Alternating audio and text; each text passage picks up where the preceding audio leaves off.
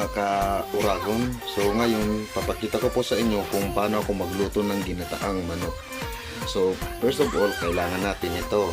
And then, siyempre kailangan din natin ng pansahog na, ayan, papaya. At ito naman ang aking mga ginagamit na sa pansahog natin sa ating ginataang manok. Meron tayo nitong chicken cubes, sili, tapos tanlad, and then bawang sibuyas. And syempre hindi mawawala dyan ang ating gata. So ayun mga ka-uragon, tingnan natin to. Meron. So kailangan muna natin itong pakuluin before natin ilagay yung sibuyas, bawang. So yun. Pero ang pinaka the best na sangkap sa ganito is samahan mo ng pagmamahal ang yung pagluluto. Ayun, tututo natin.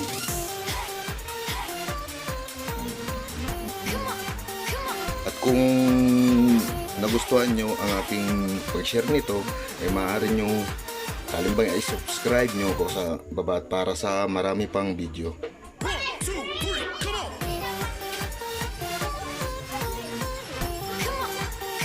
Mga ka-uragon, kumulo na. Maaari nating ilagay itong sibuyas at bawang. Kamayin ko na kasi hindi ko kaya mag-video ng sabay. Ayan. Ayan, lagay na natin to.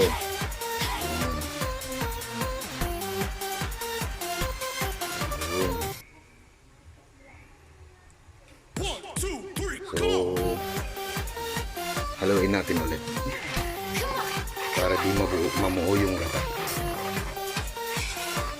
Di ba na makasimple?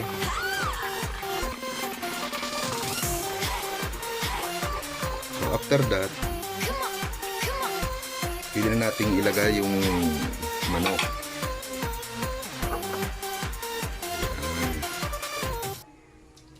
Isabay ko na kasi isang kamay lang gamit ko eh.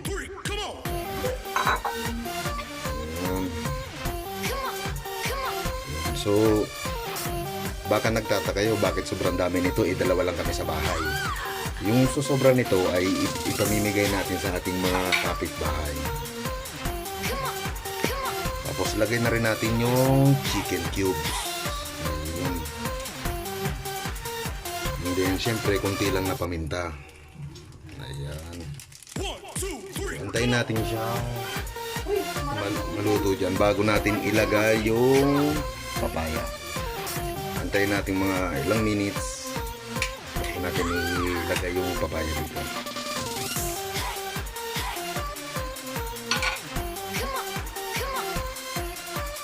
Don't forget to subscribe mga ka-uragon. Maraming salamat. Ayun nga, maaari na natin ilagay ang ating papaya. Ayun.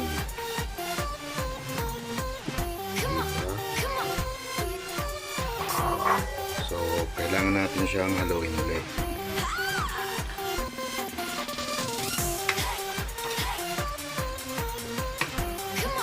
Alam niyo ba mga ka-uragon, pag wala akong pasok, ito ang aking ginagawa para matuwa naman ang ating may bahay, the only one beloved wife.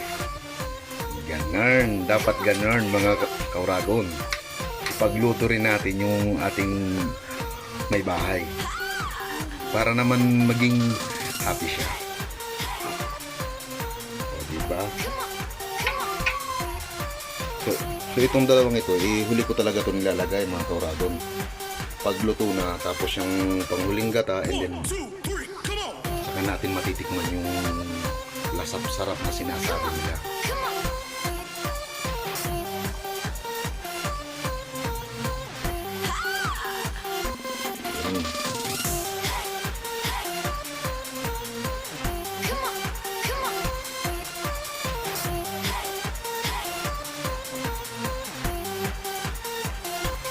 Kontra yata yung asawa ko sa sinabi ko.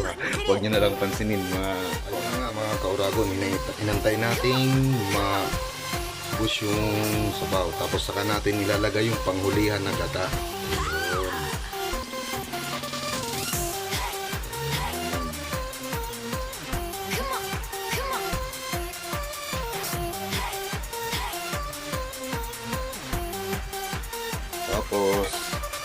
Siyempre, ilalagay na natin itong tanglad. Ayan ko na eh. Ayan.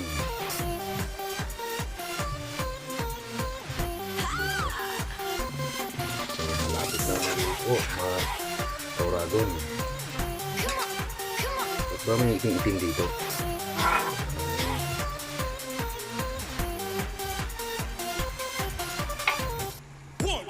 Ayan.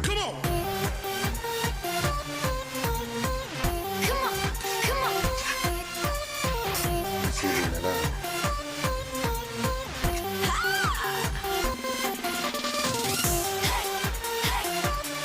Tapos syempre, ilalagay na natin din itong sili. Ayun.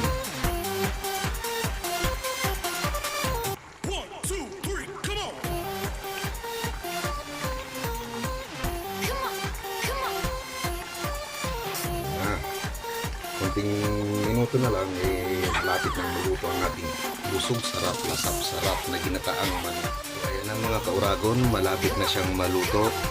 Hindi ko alam kung gumagamit ang iba nito pag nagluluto sila ng ganito. Ayan. Ayan po, ako gumagamit nito. Naglalagay ako ng konti nito, kahit konting patak lang. Ayan. Iwas panis daw yung ganyan. Ayan. Kung mapapansin nyo is para lang siyang ginataang pato, kung alam nyo yun. Ganyan ako magluto ng ginataang manok eh. Medyo hawig siya sa ginataang pato. Ayan, luto na ang ating ginataang manok. So yung iba pamimigay na lang natin sa ating kapitbahay kasi nga sobra naman ito para sa amin, kasi dadalawa lang kami rito. So maraming salamat sa inyong panonood at paki-subscribe na lamang po ang ating channel para sa mga susunod pang video na inyong mapapanood, para kahit ganito lang ating pamamaraan matuto tayo ng kung paano magluto ng mga ganitong putahe. Yun, simpleng-simple lang po yan. Simpleng luto nga lang, pero sinamahan na rin ng pagmamahal, kaya yan, sobrang sarap ng lasa mga idol. Maraming salamat. Keep on watching my channel.